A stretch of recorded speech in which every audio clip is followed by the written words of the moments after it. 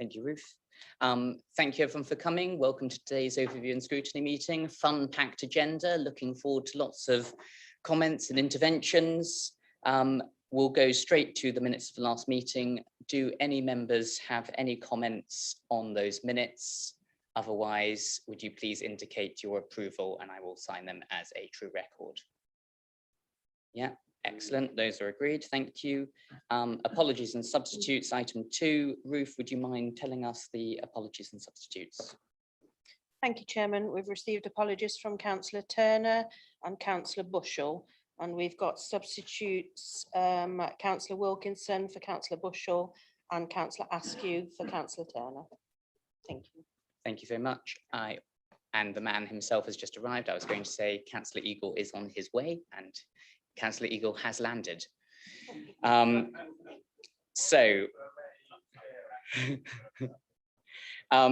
Chairman's announcements, I have none. Items of urgent business, I have none. Declarations of interest. Do any members have a declaration of interest that they wish to bring to the committee's attention for any of the items on the agenda? I see none. I, of course, remind members that they can declare an interest at any time during the meeting if they end up realizing they've forgotten to do so. Item 6 is non-members wishing to address the meeting. I don't believe I have any non-members wishing to address the meeting on this particular item. I will, of course, as is my usual policy, accept member interventions who aren't members of scrutiny on any of the items that we're discussing ad hoc. Councillor Attewell. Thank you, Chairman. Just as previously advised to you, there are a number of members of the public who would like to speak today regarding the local plan review. Please, thank you.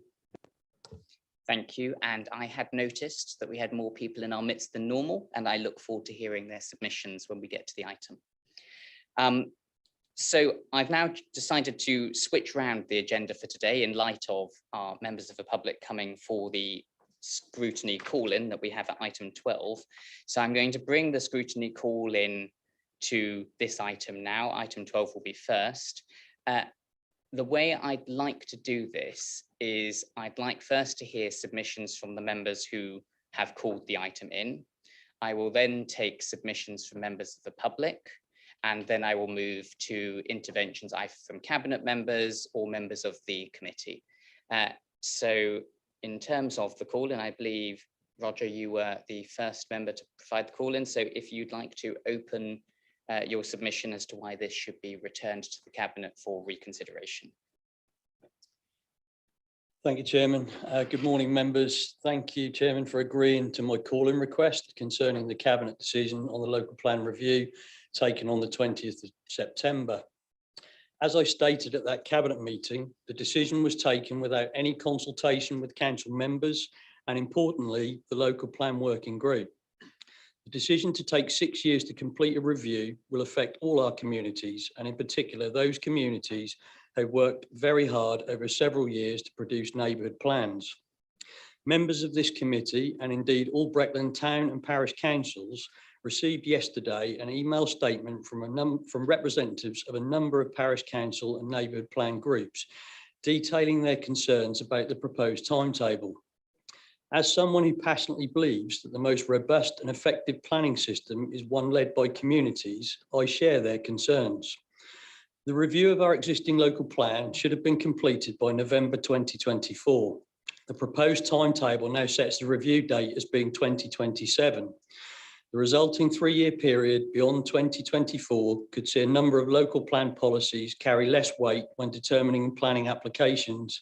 Indeed, at the Cabinet meeting, the Director of Planning could not give me an assurance that this will not be the case. This prolonged timetable will also have the resulting effect that neighbourhood plan policies could also carry less weight through no fault of the communities who have worked so hard to complete or are in the process of producing a neighbourhood plan.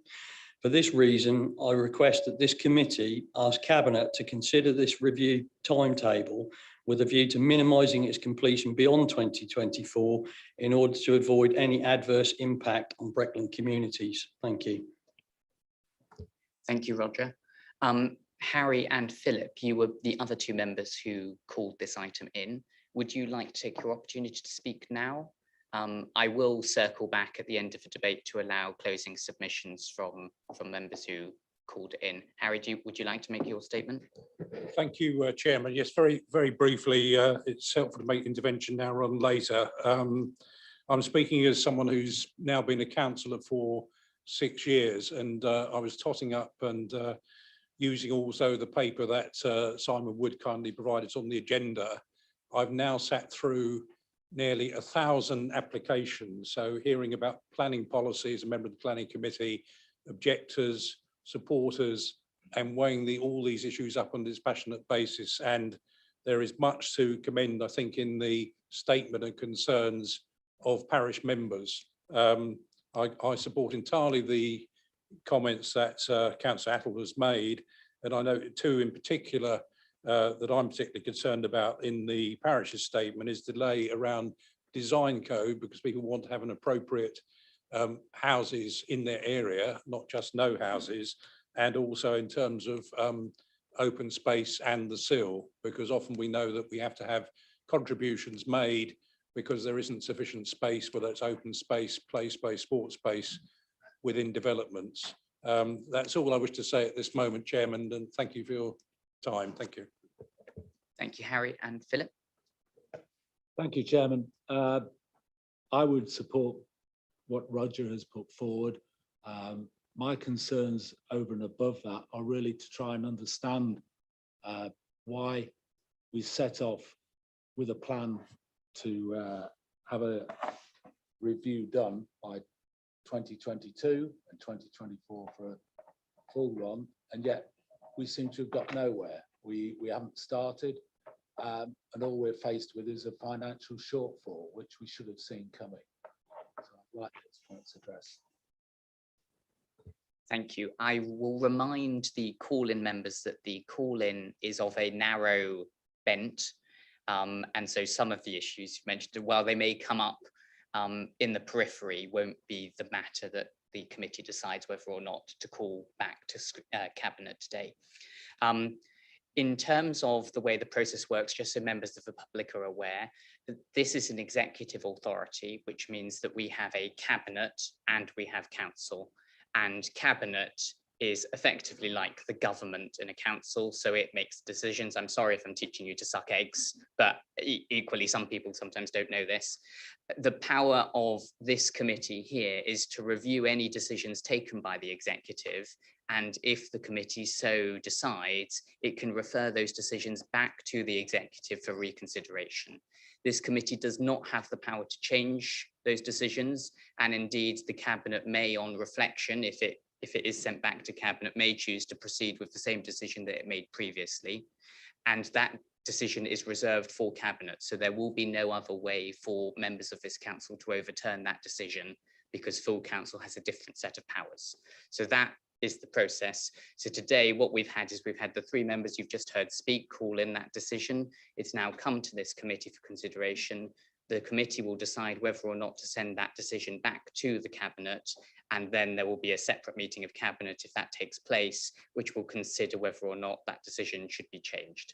So that's just so you know how it's working.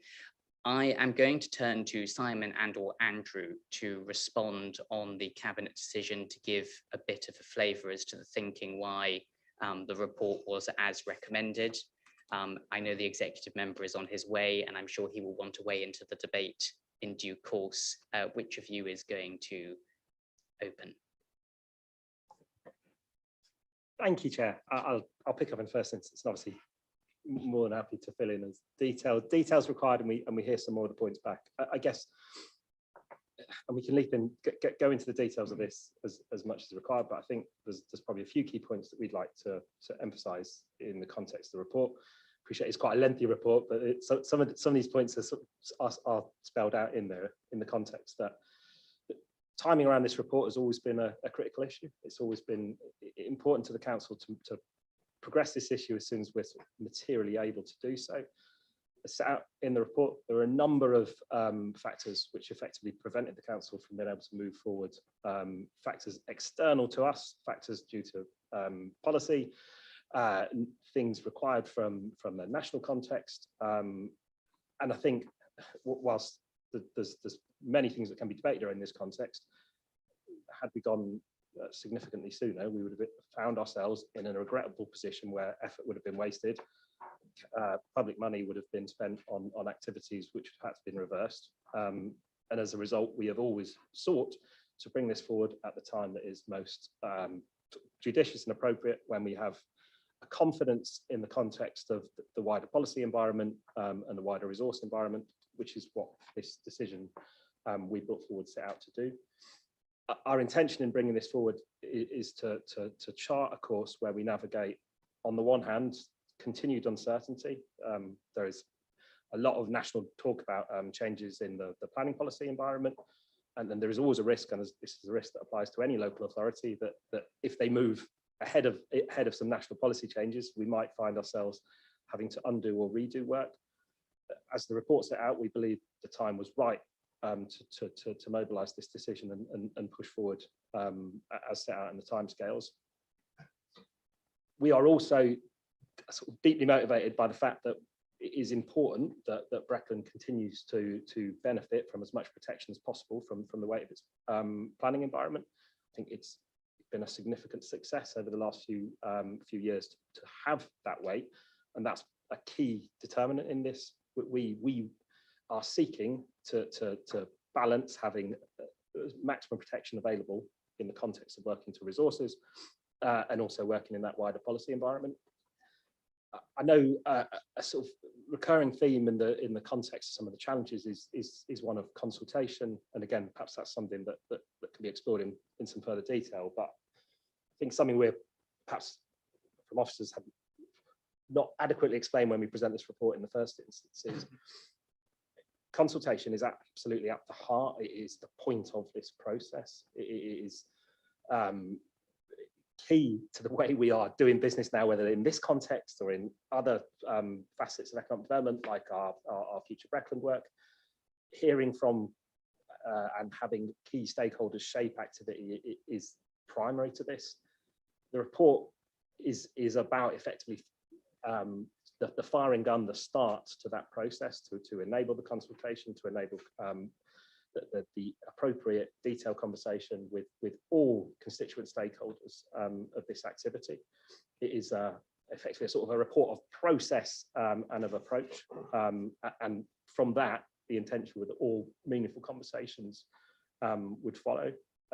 I appreciate there's sort of a technical question about whether sufficient consultation on this report itself was conducted ahead of it being brought forward to Cabinet.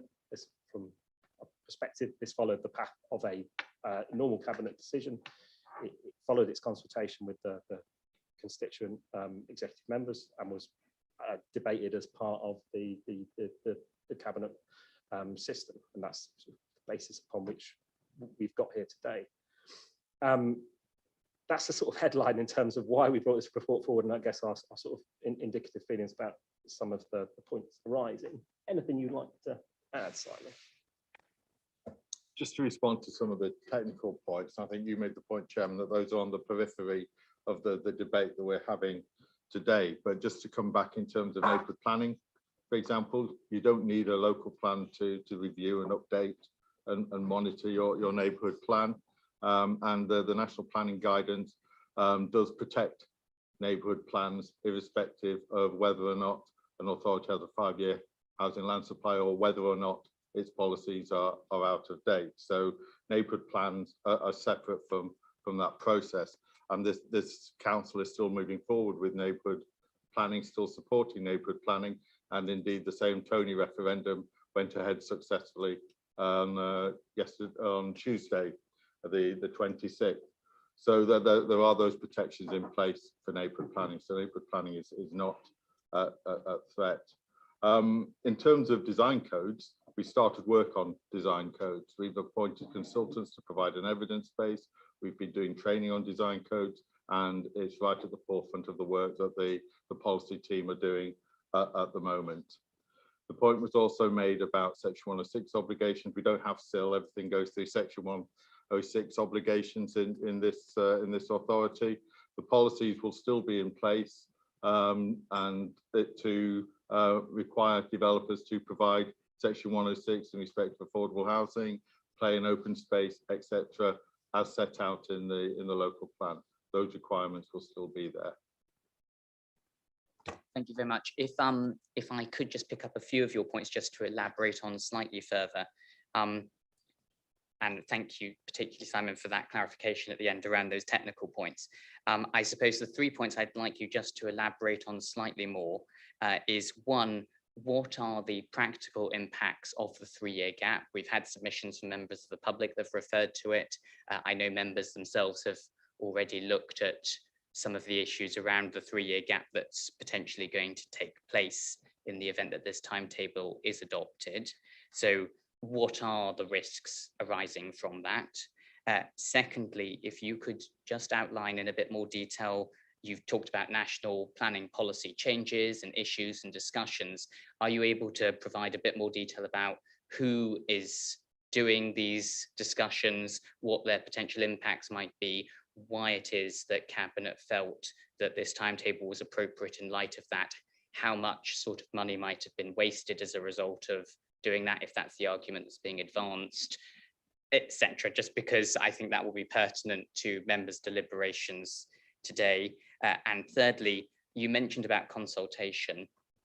I wondered if you could just slightly more explain the base requirements in terms of consultation around this Cabinet paper itself, what consultations you envisage. I think members of the public and members of this committee would be forgiven for thinking that this looks like a decision that is being taken, and clearly some people feel there wasn't sufficient consultation on that specific Cabinet decision. So I note that you believe there'll be consultation at the heart of the process going forward, but just in specifically on this executive decision, what was there required in terms of consultation?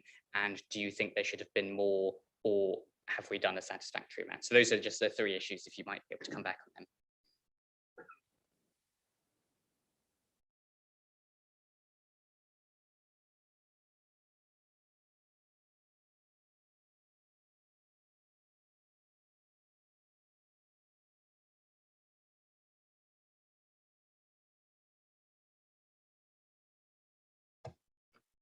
Thank you.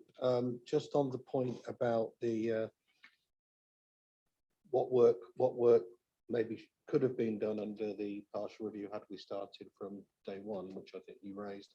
The policy in the local plan that requires us to do, required the council to look at a partial review was INF 03, and that covered 4 points. And I'll just concentrate on one of those, which is the key one, which is to consider the new housing need numbers that were coming through at the time of the adoption of the plan and the subsequent strategy for meeting that new identified need.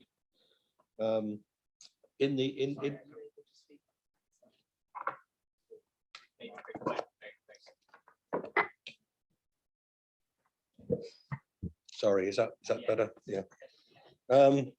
I won't start again. Sorry. Just to reiterate, the policy in putting INF policy INF 03 in the local plan, one of the inspector's main concerns was that at the time of the adoption of the plan, the government had changed the way in which it looked at the housing need for individual local planning authority areas. And the local plan was based on a number which was locally derived, and the government had introduced a new national standard way of calculating the housing number. So as with a number of local plans that were going through across the country at the same time, a policy was put in for the local authorities to look at that new number as part of the partial review. And the inspector's words were to consider the housing need, the new housing need number, and the subsequent strategy for meeting that identified need.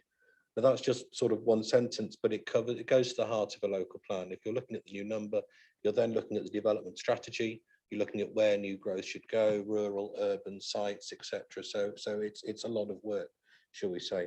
The inspector considered that the council should use the 2016 based standard housing number. And we have to remember that the examination took place over quite an extensive period of time. It was paused and then the examination was carried on. So it took several months to complete the examination. And by the time the inspector's report had been received, the government had announced that those 2016 based numbers, which the inspector considered the council should use, the methodology underpinning those was being reviewed, and that local authorities shouldn't actually use those numbers. They should revert back to a previous set. So excuse me. So since the adoption of the plan in 2019, there was clearly some uncertainty about what the best housing number should be that the council should or could look at the partial review on, whether it was the 2016 one, which was effectively being told don't do that, the 2014 based one, or any other number that might come along in the interim. And throughout 2020, the review of the methodology continued and wasn't actually completed until December of 2020, so a year on. And during that year, with the publication of the white paper in August, which proposed a figure for Breckland of over 1,000 houses per year, the figure fluctuated from the 612, which is in the current local plan, to 661, which is the 2014 base, then up to 1,000 in August, and then down to the current figure of 643 dwellings per year. So there was a big fluctuation in terms. So it would have been very difficult for the council to have picked a figure and run with it in terms of the partial review. They could have done a lot of consultation on a figure, which might then have changed.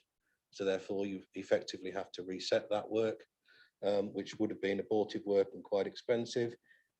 They would have to have done a new strategic housing market assessment against a number, clearly unclear, looked at a development strategy to meet that number, which may or may not have been correct, depending what the number was going to be.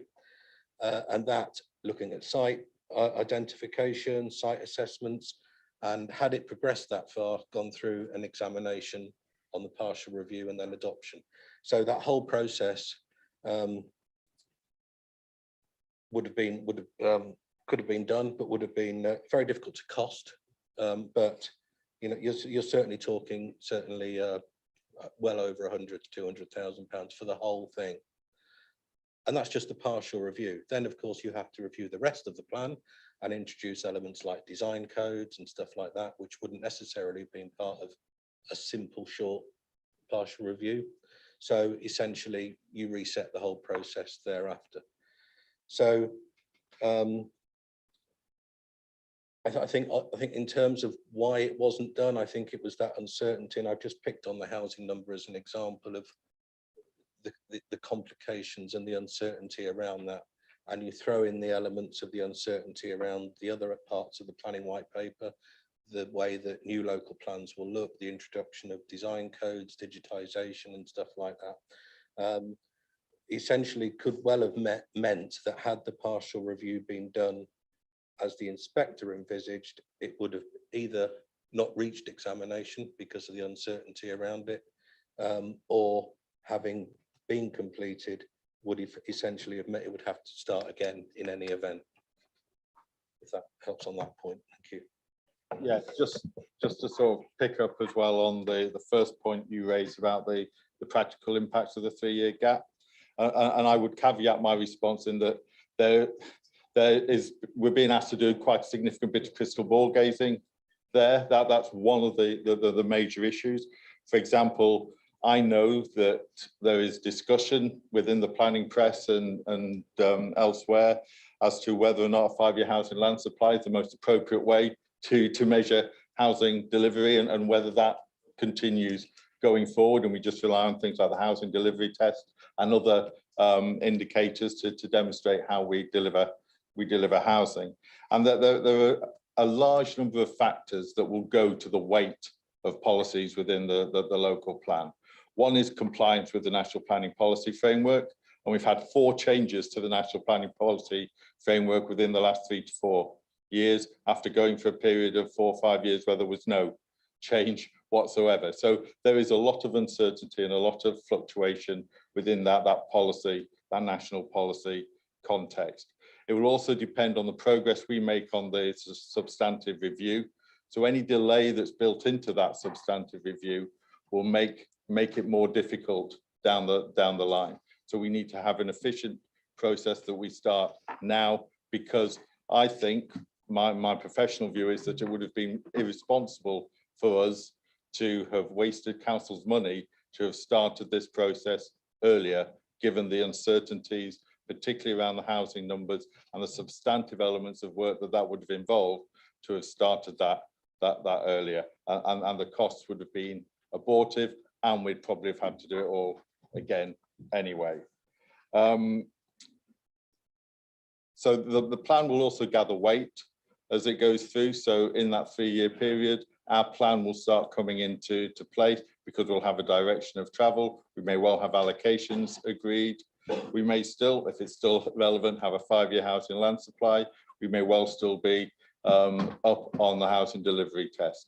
But again, I come back to the point, there's a lot of crystal ball gazing in knowing what's going to be happening in 3 or 4 years' time. Hopefully that answers the question for you. Sorry.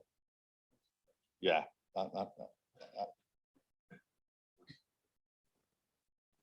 Sorry, thank you, Chair. And I think your third point to just expand on a little bit, it was consultation, both I guess in the context of the journey for this paper, particularly to Cabinet, and what that might look like when we hope to the point of implementation. I'll ask Andy to pick up the second point of that, but I'll pick up the first point. So engagement with this to get this report to be able to bring forward to Cabinet itself, as I said, followed a fairly typical journey for Cabinet reports. So that's involved engagement with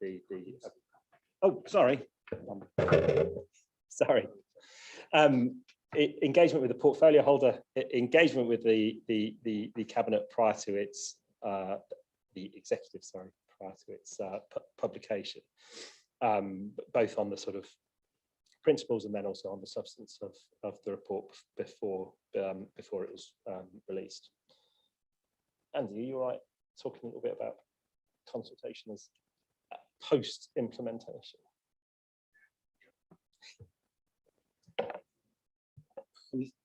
Thank you. Yes, as part of the timetable for the substantive review, in particular, there will be several opportunities for public consultation and community engagement, starting with the consultation on the call for sites, so sites that might wish to be brought forward as part of the review and considered for inclusion in the new plan.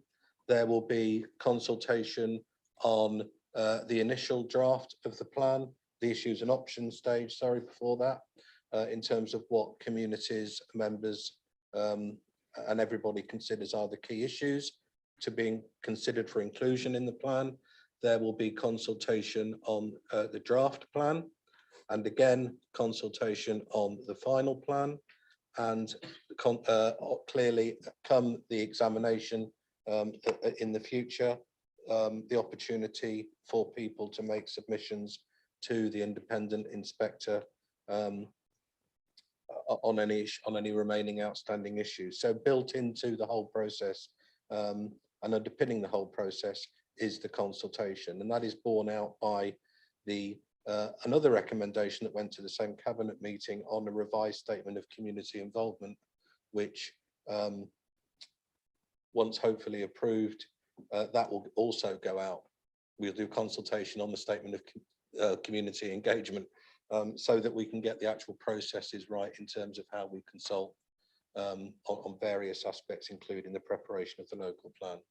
So community engagement and consultation is built into the process from day one right through to the examination at the end. Thank you very much. Councillor Clausen, welcome. I'm sorry we brought this forward and you were at another meeting. Would you like to speak at all now? Your officers have given a fine set of submissions to kick off the debate, or would you like to hold fire, and when we get to the members' debate, you can interject as you feel appropriate then? Or Thank you, and, it could be an and.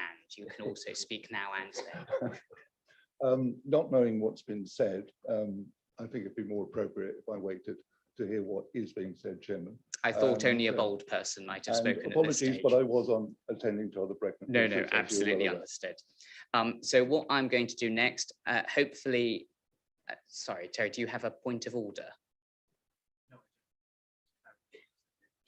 Please, go ahead. Thank you, Chairman. I'm trying to understand all of this. Planning is not something that comes naturally to me, I must admit, so I'm trying to process it all in my head. What for me is still unclear is your second point there around cost. If I'm understanding this correctly, please do correct me if I'm wrong. Essentially, we are where we are for two reasons. One, because of cost and not wanting to potentially waste taxpayers' money by undertaking work that would have been wasted because of change in circumstance. And I think you've given a figure there, but I don't recall that information being available in the cabinet report, because if that is so sort of important to the decision that's been made, I do think we need some clarity on that, because I can't make a judgment as a member without quantifying what the risk might be. And I think the risk is, the financial risk is important, but I don't know how important.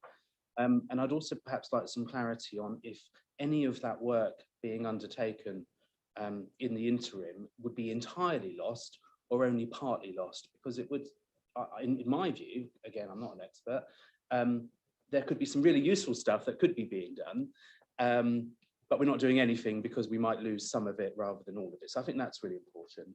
And also the second point is around potential national government changes. And it just strikes me as somewhat of an irony that the local plan, for me, is about giving local control over planning matters.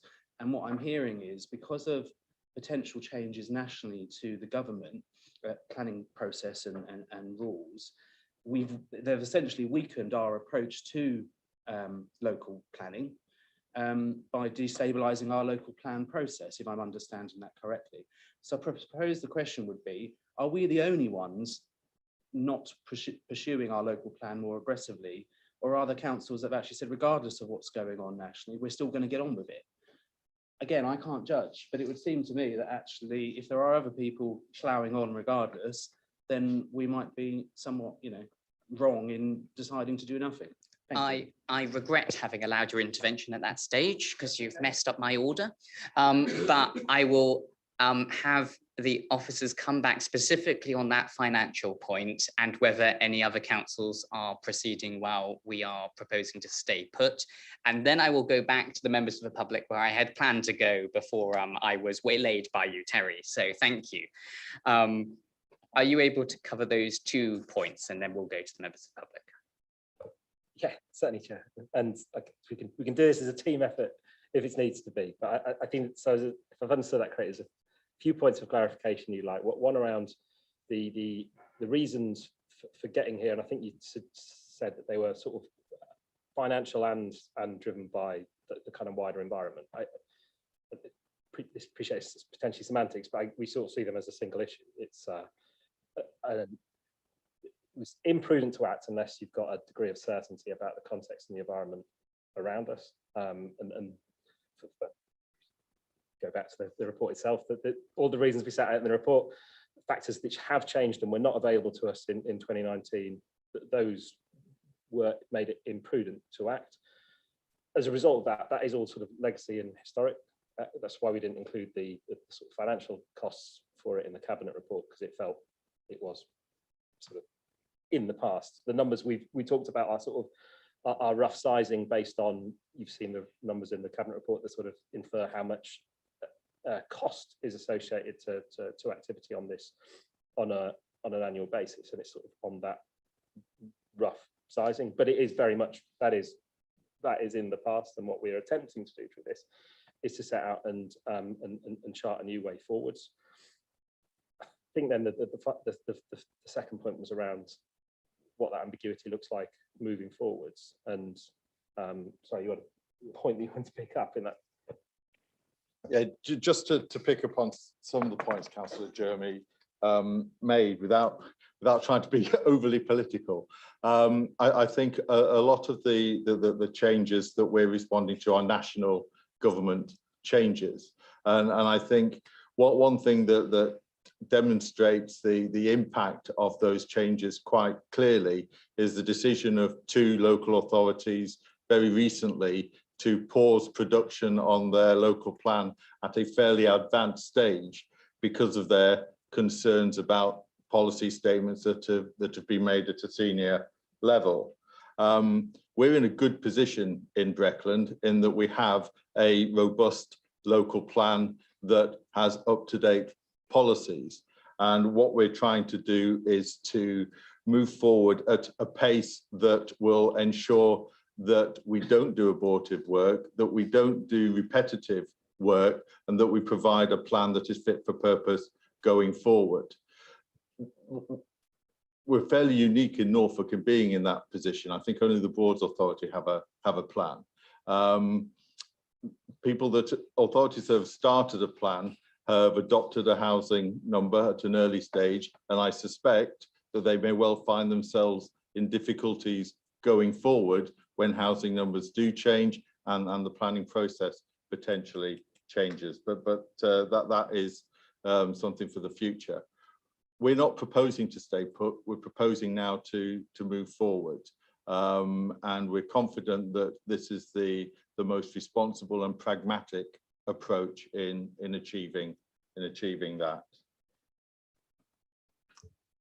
Thank you. Right, so members of the public, some of whom I believe would like to address the committee.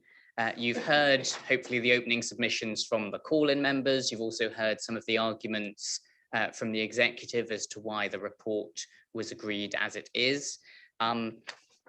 I've got 2 Richards, a Maggie and a Graham who are on my list at the moment for speaking. Obviously, if anyone else suddenly wants to as well, then they're more than welcome to.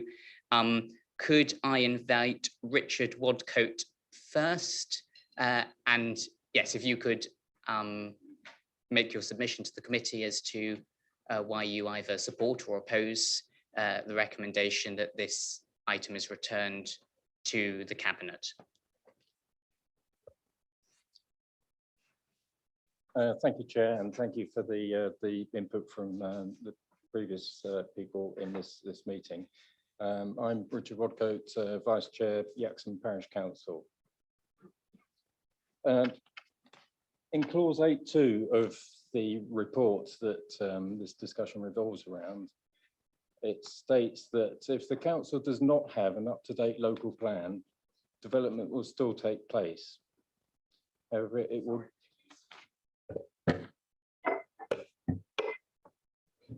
Sorry, is that better? In clause 8.2 of the report that is key to this discussion, it states that if the council does not have an up-to-date local plan, development will still take place.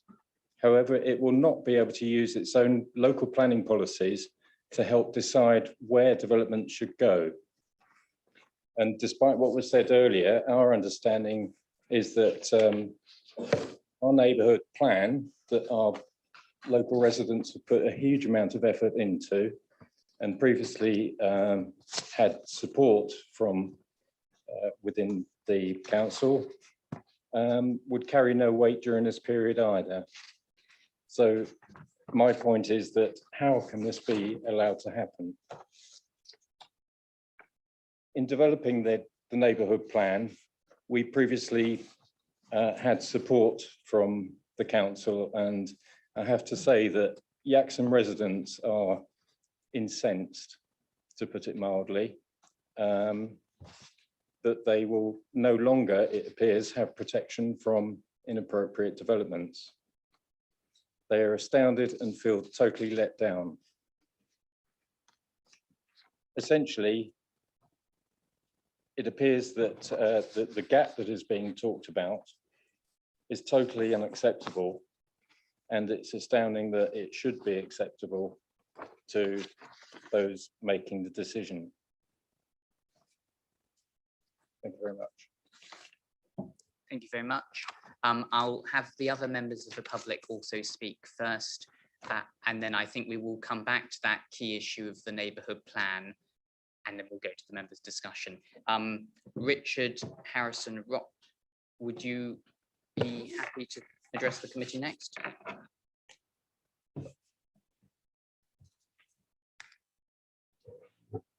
Thank you, Chair, councillors.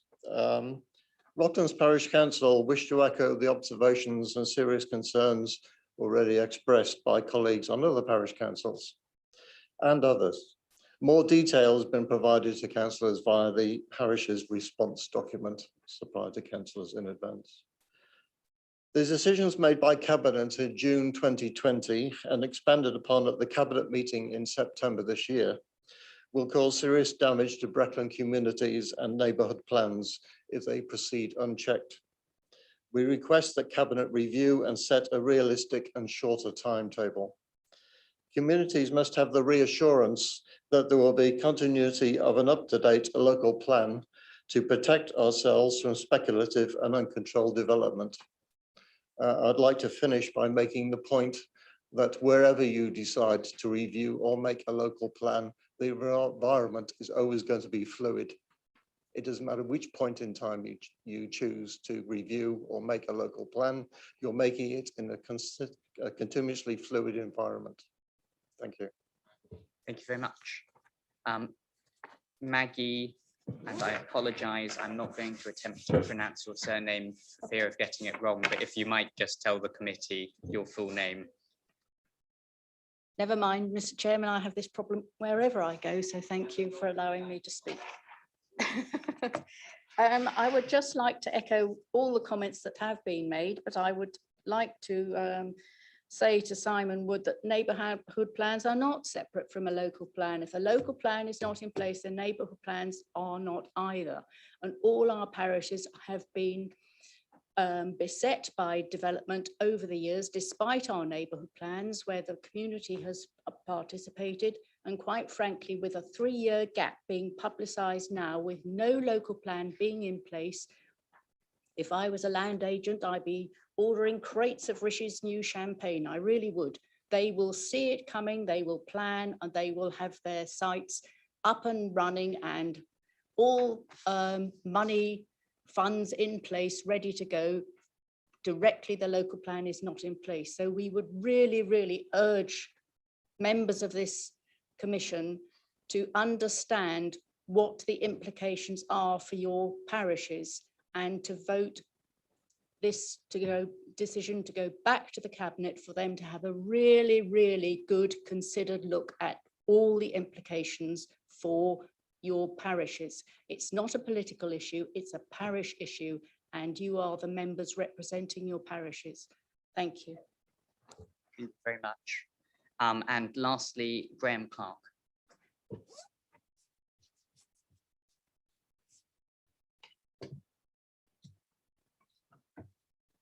Thank you, Mr. Chairman. Good morning, ladies and gentlemen. Still morning. My name's Graham Clark. I'm from Mattershall. I'm the Vice Chair of Mattershall Parish Council, but I'd like to stress that on this occasion, I'm speaking as an individual simply because the Parish Council, although they're aware of everything that's going on, they have not had the chance to vote because we've not had a meeting since the Cabinet's decision was put in place. Our meeting takes place next week, but all the councillors are aware and they endorse what I'm about to say. To say that the councils are members of the Parish Council and members of the public that we've spoken to are absolutely aghast at this decision. They are horrified.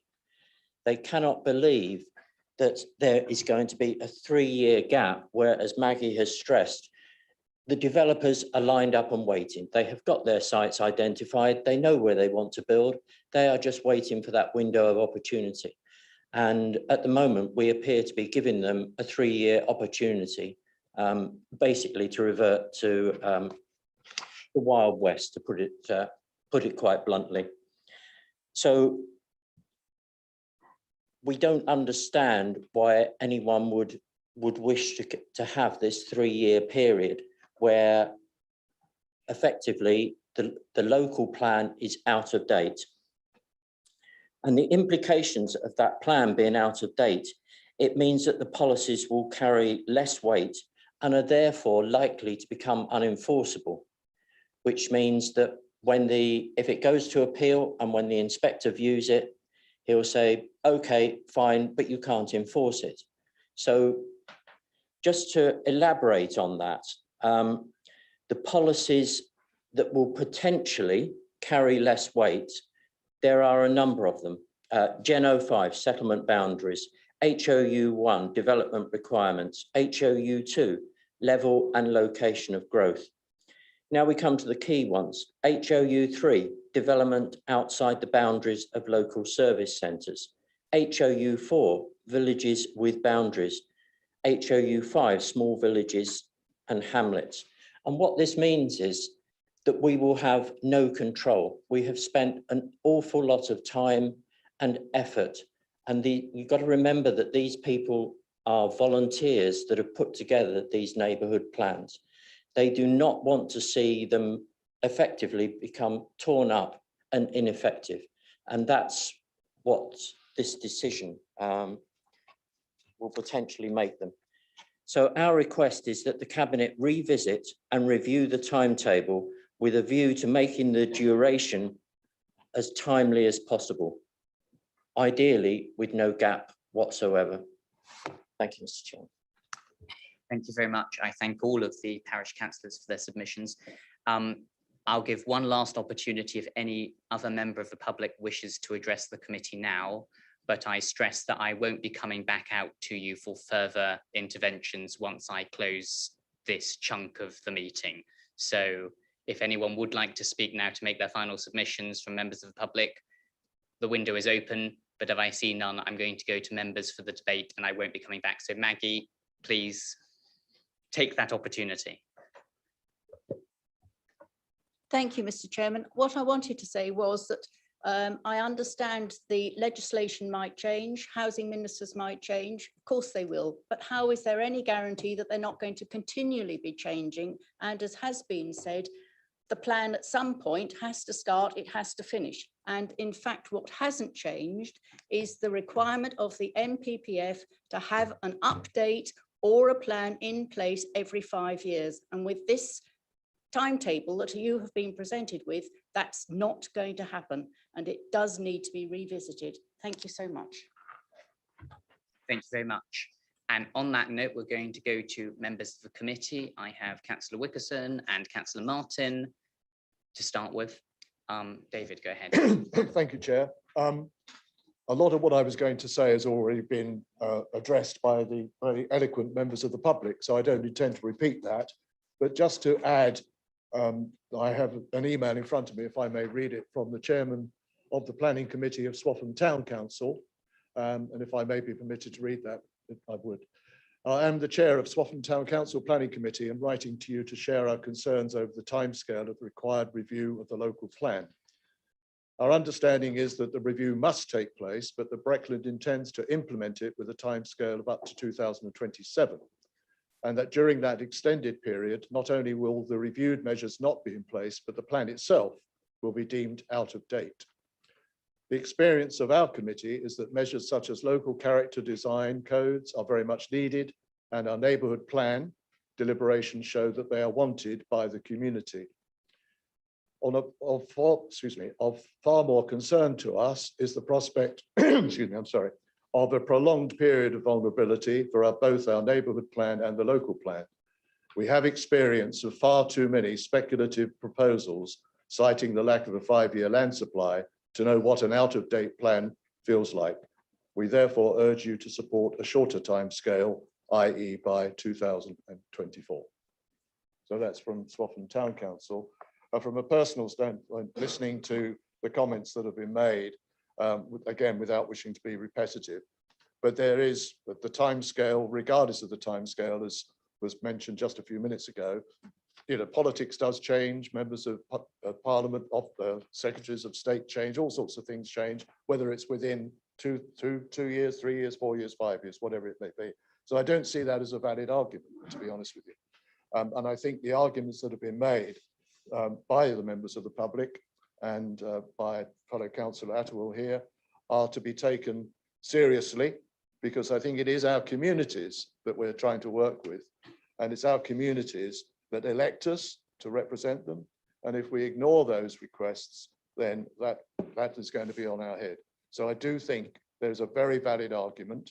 I've listened to some of the technical information from the officers, and I respect that.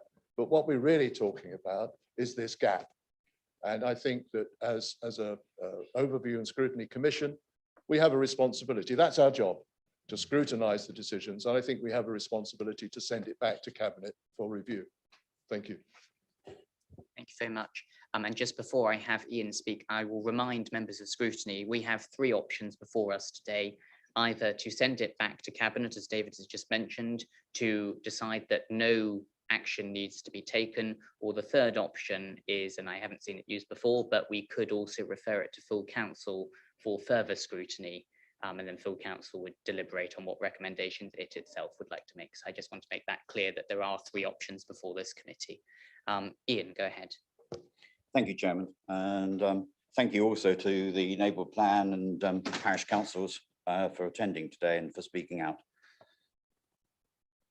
I'm going to try not to repeat, but the key point with this, my concern, and I'm not just speaking for me, there are two members of OSC that can't be with us today for very personal reasons. The former chairman of the council, Linda Turner, and my fellow local plan working group member, Hilary Bushell. And they have both asked me to say that they support calling this back in to the Cabinet. So it is not, this isn't party political, this is a issue that cuts across, and as someone else said earlier, this is something that actually affects our communities and parishes. Now, there's been a lot of discussion about the 3-year gap. There's been reference to the INF 03. What hasn't been referenced so far is neutralizing INF 03, which is what the partial policy review in the report is key to as a starting point. If INF 3 stays in place unchanged, then come November 2022, only a year away, then all the housing related policies will be rendered out of date. All the key ones that are read out a few moments ago. If they're rendered out of date, they don't carry the same weight. As a consequence, we are likely to see changes or development taking place and being exploited. And I know there was the comment earlier that neighbourhood plans are separate and not affected by whether there's a local plan in place. But if the local plan is out of date, then my understanding, and from the advice I've received from officers, their understanding, it does actually then lead to the housing policies of neighbourhood plans being rendered out of date as well. So there's only one instance. There's one way is if a neighbourhood plan can protect itself. And Sam Tony may have achieved this and may have achieved this for a whole period of 2 years. So it might go beyond November next year. Is that by bringing forward sites and meeting 3 other criteria within the NPPF, then they can be protected for an extra year. I have confirmation that all the other neighbourhood plans currently made would be rendered out of date. They don't lose all weight, as Simon has said and will tell me repeatedly. They don't lose weight, they don't disappear, but the weight they carry is significantly reduced. So it is incredibly important that INF 03 is neutralized. That's the best word I can think of it. Put down, put out, got rid of. There is no argument. The argument came and went about whether or not we should have done the partial review on INF 03. That's gone. The argument now, in fact, and the tremendous proposal within the local plan review, is that INF 03 can potentially be neutralized, which buys us 2 years through to 2024. However, to achieve that, as is made clear within the paper, as is also made clear when you read the Northwest Leicestershire papers, and it's Northwest Leicestershire that has gone down this route already. So much so, actually, that the file name of the local plan review is in the name of Northwest Leicestershire, which is intriguing. But it does mean we're following a path, and we've got, and that's also within that, Capita was the local plan consultants. So we should have a basis of experience and knowledge that we can draw on to drive this through, which is tremendous. But key within this is the statement that the examiner will need to be assured that Breckland is committed in a timely fashion to undertake the substantive review. That's the issue. If, and the paper makes clear, it's by no means a done deal that we would achieve the neutralization of INFO3 at examination. Why then is one of the questions behind this. Why then should we not be seeking to demonstrate clearly that we are getting on with the substantive review, moving out from 5 years from the last local development scheme that was agreed last June to 6 years in this one, or potentially longer. And all of us that have been involved in this only know local development schemes get longer, they never get shorter. Why now go for a 6-year period, creating a further 3 years of uncertainty with our parishes, and at the same time undermining or potentially undermining or weakening or not making the strongest case to the examiner that INFO3 should be amended and neutralized. So that is one area which hasn't been really touched on so far. The 2 points, the 2 legs to the whole of this is the risk, and why would we want to take the risk of all our parishes being exposed to an out-of-date plan for at least 3 years? And why would we want to not make the best case for neutralizing INFO3? Because if it's not neutralized, then it's 5 years that we will be out with out-of-date policies. And that can only make matters worse across the district.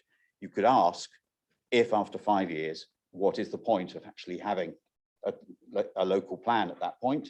Because the developers will have actually done a huge amount in the meantime. I have skin in the game on this in terms of my own parish in Yaxham. We have a gap between the 2 main settlements of Clint Green and Yaxham. It's only 1 kilometre wide. Half of that kilometre was bought 4 years ago by a strategic land developer, 60 acres. By the last local plan judgment, that could be 300 to 600 new houses. If the plans are out of date and there is a possibility of getting in and using the MPPF, then those are the sort of risks, not just Yaxham, Mattershall, and so many more parishes will be exposed to. And that's our concern. It's not certainty, but it's clearly a major risk. Why would we want to do it? Hence my support for this, for the referral back to the Cabinet, to ask them to reconsider and to ask the officers to consider a significantly shorter period gap between 2024 and when the new plan would be in place, in order both to protect our communities and to neutralise INFO3. Thank you, Chairman. Thank you very much. Before I come to you, Tim, I've heard now that the neighbourhood plans will be rendered completely ineffective. I've heard that they will have their weight reduced, and I've heard that they will not be affected. Can I ask from the officers just some clarity on where in that spectrum at least their professional view is, and how debatable their professional view is when they give it? Because I think that is central to the concerns of the members of the public, and also so far from the members that have spoken.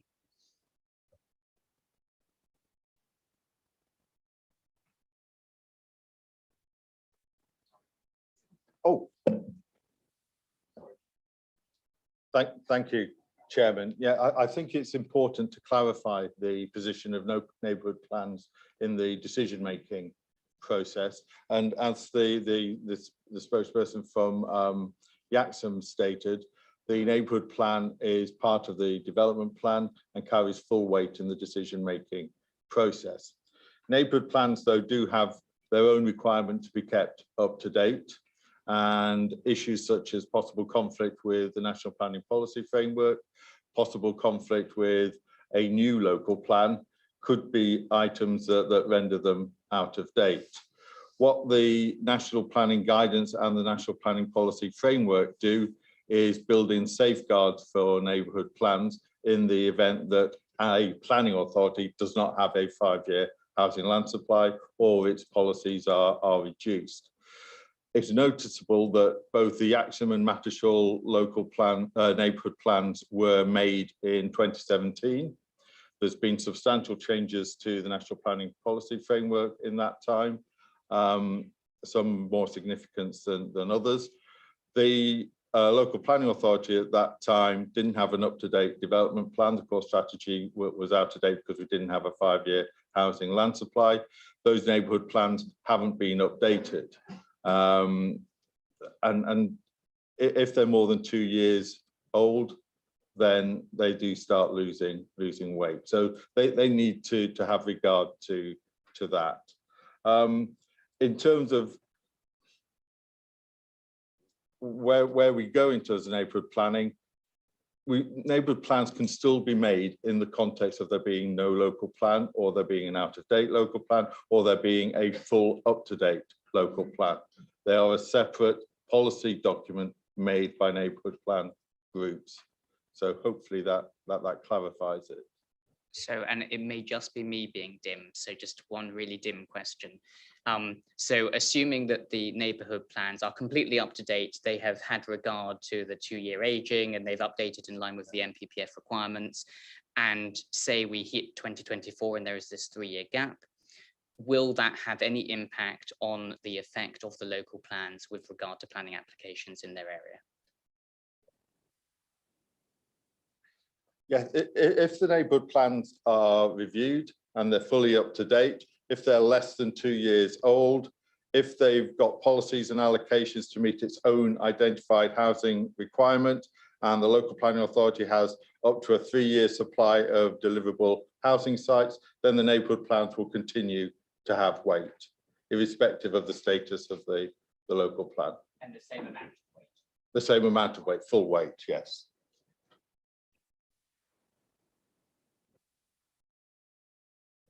Now it doesn't like me. I have Councillor Attwell and Councillor Burt. Councillor Burt first. Thank you, Chairman. Just get the mic a bit closer. So I would like to speak to in favour of bringing this back to Cabinet. Okay. I mean, after we've made so much efforts to secure the 5-year land supply and adopt a local plan, it is deeply concerning. If you could speak up, Tim. Sorry, it is deeply concerning that residents at least feel that they are subject to speculative or inappropriate development. You've already heard that the planning system is constantly changing, and the rules are constantly changing, which makes it perplexing that we're not actually, we haven't been working on this at all, because surely by delaying, we've just wasted money from our previous local plan. I mean, you can't have the argument both ways. I think it's worth looking at the consequences of delay are in a very focused way. If we go to page 72 of the report, Councillor Clausen's got the Breckland Statement of Community Involvement 2021. But by the time you get to page 88 of the report, the footer suggests that this is the 2013 report. And this gives all the hallmarks of a sort of a last-minute panic to get things out without even proper proofreading. Now, you've heard from Councillor Martin, and I think that was a point that I raised at full council about the North West Leicestershire District Council. And you know, these sorts of things beg the question: who's doing the work, and do we have quality? Do we have confidence in the quality and robustness of these reports? I perhaps finally just want to talk about Say Tony. You've heard a little bit about that so far. The referendum took place on Tuesday with an overwhelming vote in favour. And that was the culmination of 5 years of exceptional work. A huge, truly massive amount of work went into that. And there is concern, I don't think it is clear that all of that work maintains its usability to the 100%. We are hearing different messages here, and I don't think it's clear at all. I don't think the question on this has been entirely answered or clearly answered. So I think that's all I want to say. Thank you, Tim. I will remind members that the decision that we have to take is in respect of whether or not to send the report back to Cabinet. The aspersions cast validly or invalidly as to the proofreading of the report probably shouldn't factor in that deliberation. But Roger, you wanted to speak. Thank you, Chair. I'd just like to try and simplify where we are. With regard to the neighbourhood plan and the local plan and the effect that one or the other will have. So simplistically, we have a local development plan for Breckland. And that is made up of two component parts predominantly. It's the Breckland local plan and neighbourhood plans. And together they form the development plan.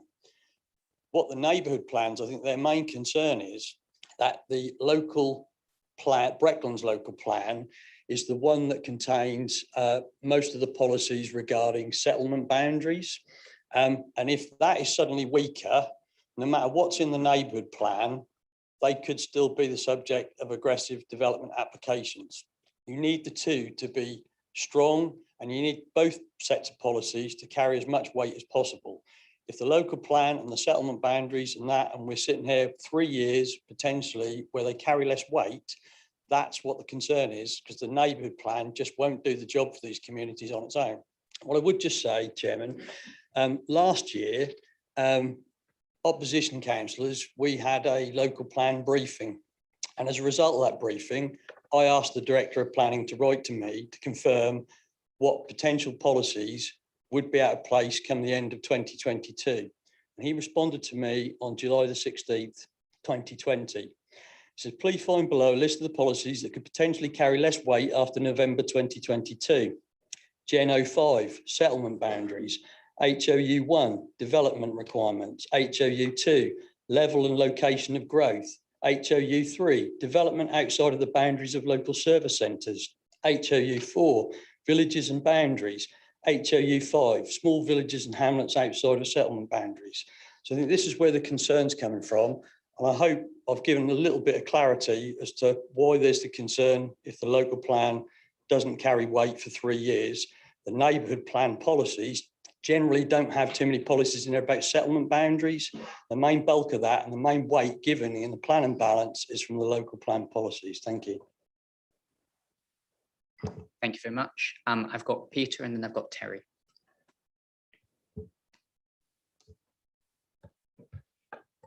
Excuse me. Thank you, Mr. Chairman. I'm a simple man and I bring things basic in here. 5 years ago, I sat in this room with the then portfolio holder, Councillor Bambridge, and we went across the district consulting the public on the local plan and recommending that we'd fund neighbourhood plans. And we did say at the time, those plans would not ever stop aggressive developers coming in.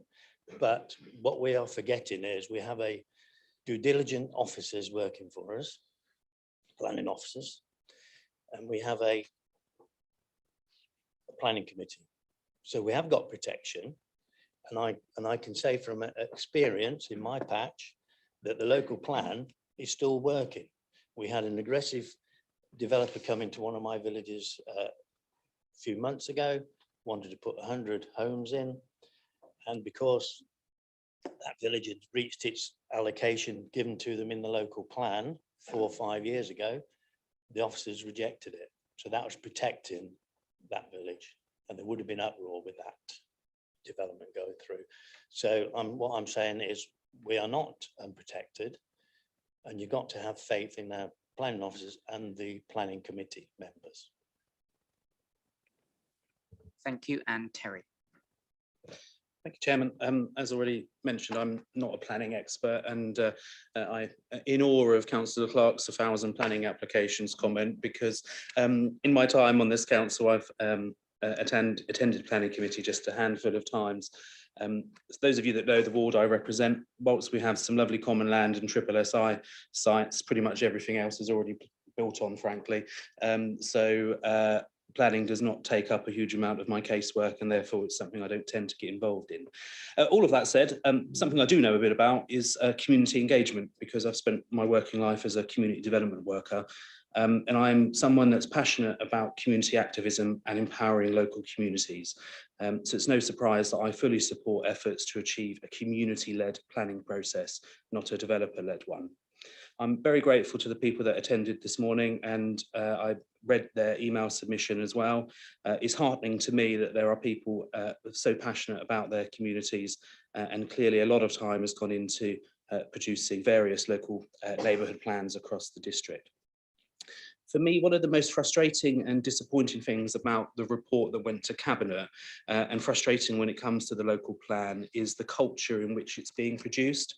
For me, the strongest possible local plan is one that harnesses all of the possible skills and knowledge of council members, and a plan that engages with and supports the involvement of local parishes and residents. Now, I am sure that we won't all agree on everything all of the time, but that doesn't mean that we should be adopting a permanent closed door approach, as has been the case thus far, in my view. And I would cite the local plan working group that is not politically balanced, not terribly active, and the lack of a commitment in the Cabinet report to external parish or town council consultation as evidence of that concern about a closed door approach. And I was interested that Councillor Attaway in his opening remarks referenced that culture, if you like, by citing the lack of engagement with the local plan working group as one of the reasons for the call-in. Chairman, every time I go to London, I'm advised to mind the gap. And I think that's probably relevant in this situation as well. I think it's right that this issue has been called in. It's crucial that we have to try and at least get the best possible local plan and engage as widely as we possibly can and involve as many people as we possibly can. I would very much urge the Cabinet to amend its approach. It's not working, in my view. I would advocate a community-led approach to planning and the production of our local plan, and I support the comments from other Commission members who would like to see this referred back to Cabinet. Thank you, Chairman. Thank you, Terry. Robert, and then Roger. Thank you, Chairman. A number of the policies in the local plan were retained in respect of the Thetford Urban Extension, were retained policies of the Thetford Area Action Plan. So those date back to 2012 without substantive review. In terms of producing a new plan, has each of those got to be fully reworked?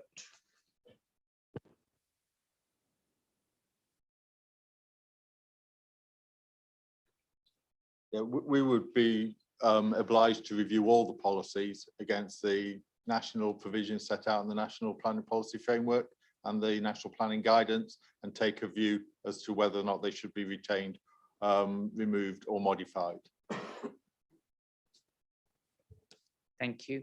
I'm just going to check if I've got any other members first. Are there any other members who wish to speak?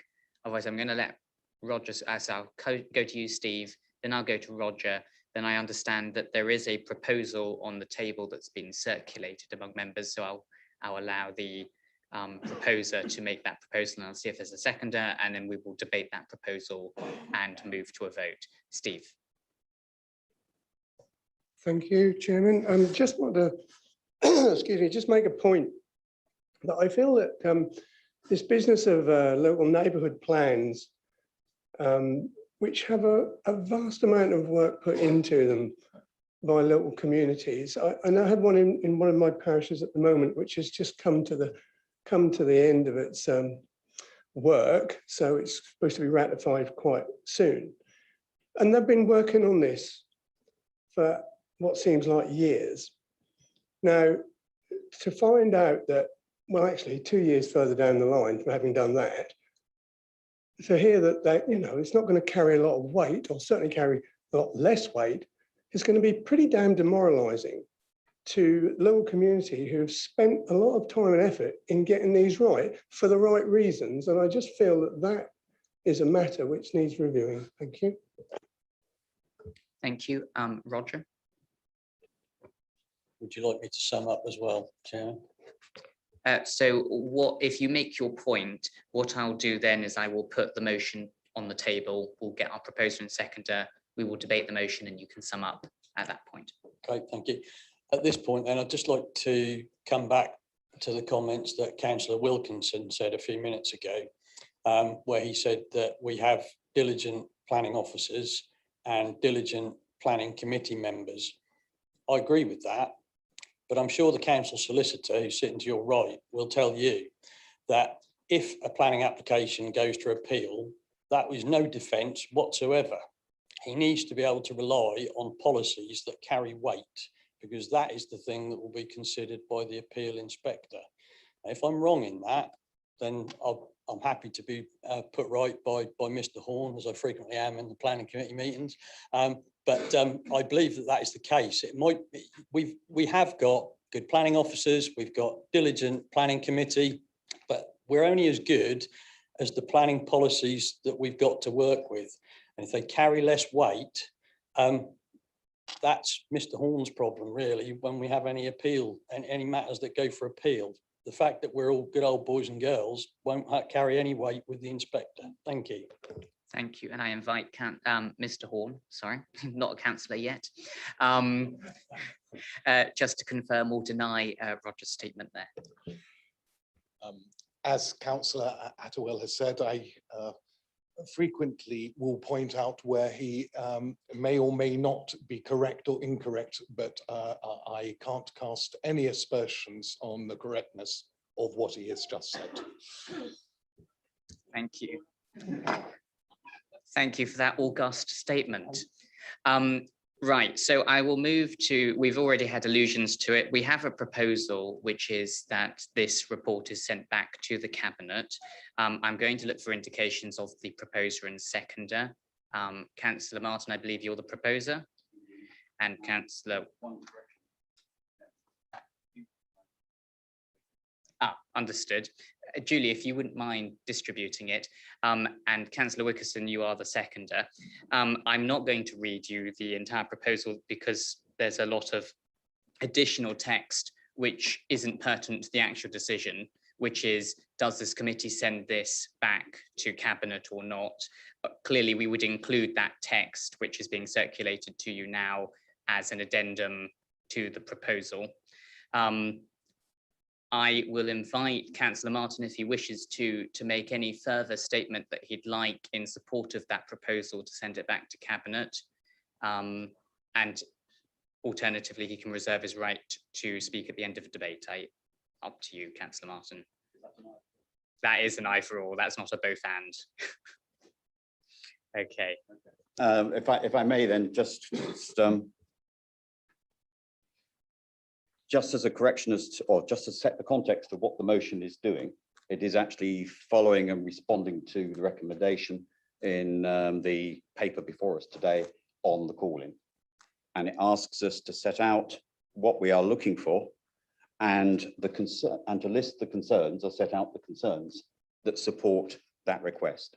And that's why many of you will know that I use probably 10 words when 3 would do. So this is possibly slightly longer. And if it had been a committee putting this together, we might have got a different outcome.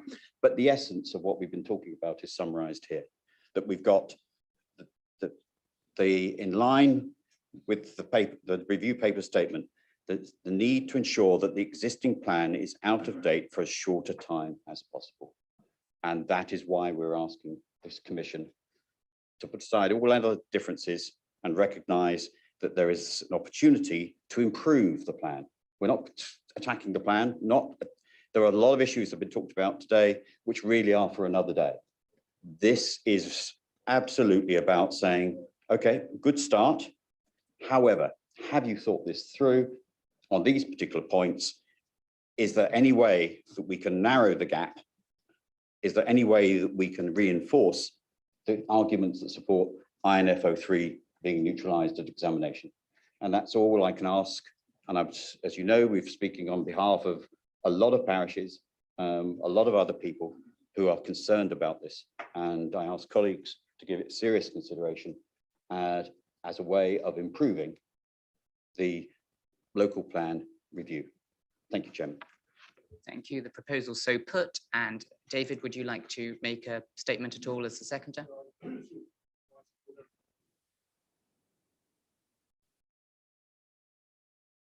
Out of the community, sorry, thank you, sorry. I support everything that Councillor Martin has said, and I think it's inherent on us to support the communities that have made such an effort on their neighbourhood plans so far, and there are other neighbourhood plans in the pipeline as well. And I think we should definitely send this back for the review as stated in the proposal here. Thank you very much. I turn now to the cabinet member and the officers. Are there any statements you'd like to make either in favour or against the proposal? Thank you, Chair. I'll pick up in the first instance if that's okay.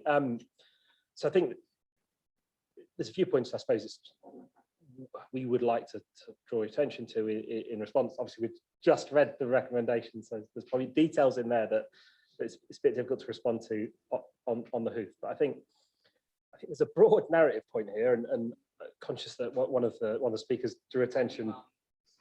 Yeah, sorry. One of the speakers drew attention to 8.2 in the report, which is actually one of the proposed benefits of the activity that we're taking. I think there is this is one of those instances where what we are seeking to try and achieve, and the overwhelming sentiment in this room is very similar, in that in the best way possible, bringing forward the right local plan to ensure that Brecon continues to have maximum protection in the best way possible, as quickly as possible, all things considered. So I suppose there is a positivity for us there as officers that we are aligned behind the same objective. There's been a lot of talk about neighbourhood plans, and I suppose just to refer back to my colleague, I think you've got fairly categoric advice from a professional perspective about the ongoing robustness of those, irrespective of what decision is taken in the context of our local plan.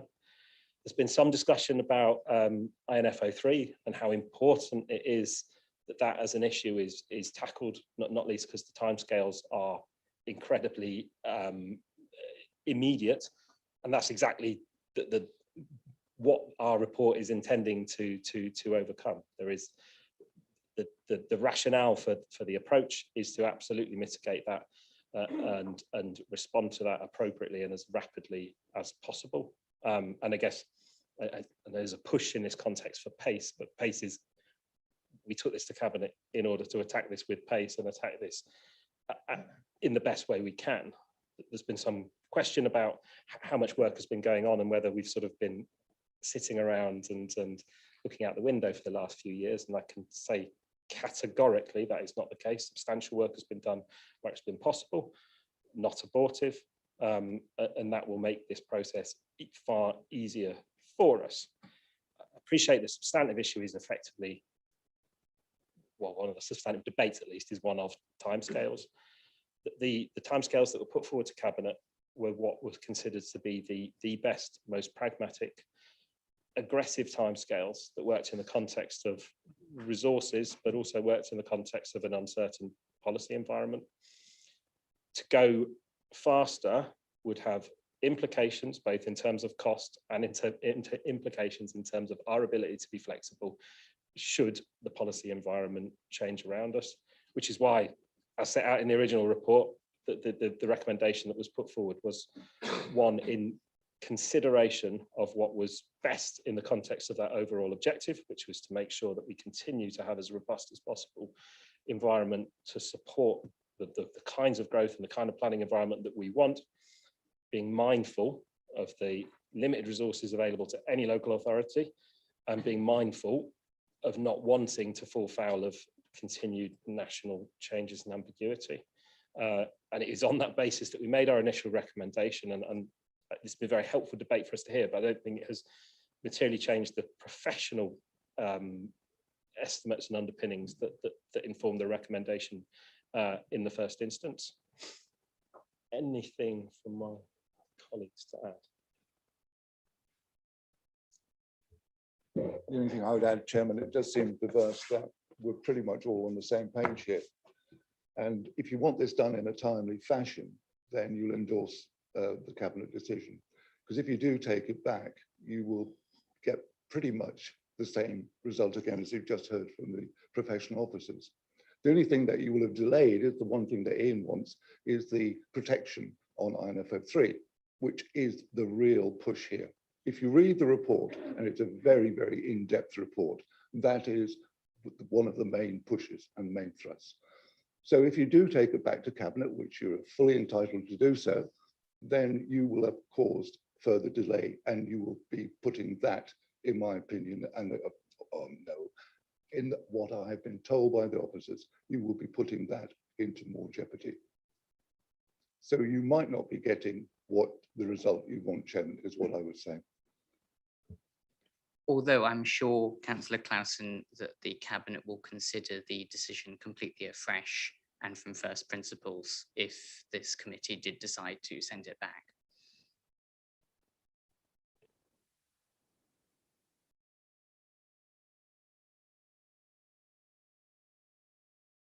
I'm told by the council solicitor that will be the case. I've got Ian and Roger. And Roger, I'll let you just sum up when we get to the end of the debate as the proposer of the call-in. Are there any other members who wish to speak on the proposal that's before you? Otherwise, I think I'm going to go, Ian, a brief comment. It is, Mr. Chairman. We were all conscious of the timescale related to this. I know Councillor Attewell, and you know that I also emailed you suggesting that a single subject additional OSC meeting could have been held potentially 2 weeks ago, if that was an issue for officers. We had confirmation, I've seen the confirmation, that officers were thoroughly relaxed with bringing it to this meeting. So the suggestion, apologies for to disagree, but my suggestion is that if officers were relaxed at that stage, either they were taking it for granted this commission was going to throw this out, or they were relaxed about the timetable.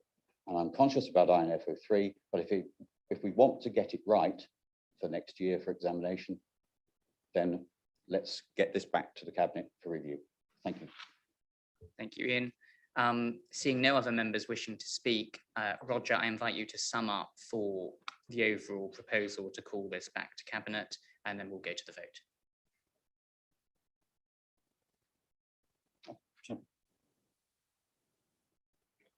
Thank you, Chairman. With regard to the timetable and the risk regarding sending this back to Cabinet, I don't believe that holds much water, considering yesterday members were notified of work that's already ongoing with the local plan. Two things. Yesterday, the council executive appointed an architectural company to review the council's conservation areas. And also yesterday, all parish and town councils were sent a consultation note from this council regarding landscape assessment. So there is a wealth of work that can be ongoing as of now.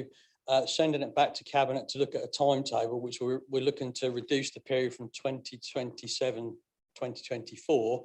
I don't think that's really an argument at the moment, because clearly from the emails we received yesterday, there is work that is ongoing. I suppose to sum up, all we're really asking for here, we appreciate there is an awful lot of work to be done, but I'm sure looking at that timetable, there is an amount of work in there that instead of being done consecutively, we need to look to see if we can do some of those elements concurrently to reduce the timetable. And I think for the benefit of the communities who've spoken very eloquently here today, I think it's incumbent on us to just take a pause, ask Cabinet to look at this timetable again with a view to reducing the timescale. That may have an effect on resources. That may mean that to reduce that timetable, there needs to be additional resources put into it or more outsourcing that needs to be done. But that's something that I think should be considered. I think it is achievable to reduce that timetable. And as I said, we are all here to represent the communities of Breckland. The communities, from what I'm hearing today, have spoken very eloquently and said, please look at this again. We are concerned about how this is going to affect us. So I support the motion and hope that members will support sending this back to Cabinet for them to reconsider, please. Thank you. Thank you very much. We have a motion duly seconded. For members of the public's information, only the members of the committee itself can vote. So please don't be surprised if you don't see Roger or Harry or Philip cast a vote because they are unable to do so. That leaves me nothing further than to have indications in favour of the motion. Please raise your hand if you support the motion to send this item back to Cabinet. I see 1, 2, 3, 4, 5, 6, 7, 8, 9 members in favour. All those against, please. I have 1 member against. Any abstentions? 1 abstention, and I'd record my abstention as the chairman. And that motion is duly passed. So thank you very much. I thank all of the members of the public for their attendance today. That's been extremely helpful, and it's good to have members of the public engaged with the matters of process at the Scrutiny Commission. And you are free to leave or indeed enjoy the rest of our agenda. We have some fun packed stuff still to come today if it's of interest. And we will be having a 5-minute breather after that debate. So thank you. Could everyone be back in here by 20 to 12, please? Thank you.